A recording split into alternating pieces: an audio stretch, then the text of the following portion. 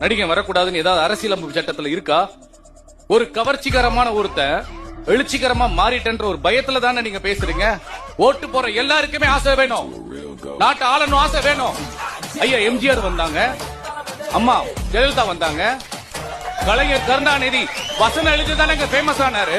கேரளால சுரேஷ் கோபி எம்பிங்க, ஆந்திரால பவன் கல்யாண் துணை முதல்வருங்க, இன்னைக்கு நம்ம தமிழ்நாட்டு முதல்வர் நடிகர் எங்க அண்ணன் உதயநிதிங்க.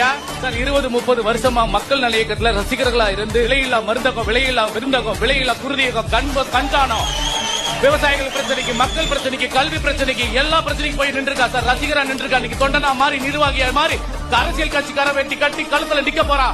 மக்களுக்காக, மக்கள் உரிமைக்காக, மக்கள் பிரச்சனைக்காக உங்களை கேள்வி மேல கேள்வி கேட்க போறா. எல்லாத்தையும் தூக்கி போட்டு மக்கள் பணி வரும்போது ஏன் சார் தடுக்கிறீங்க?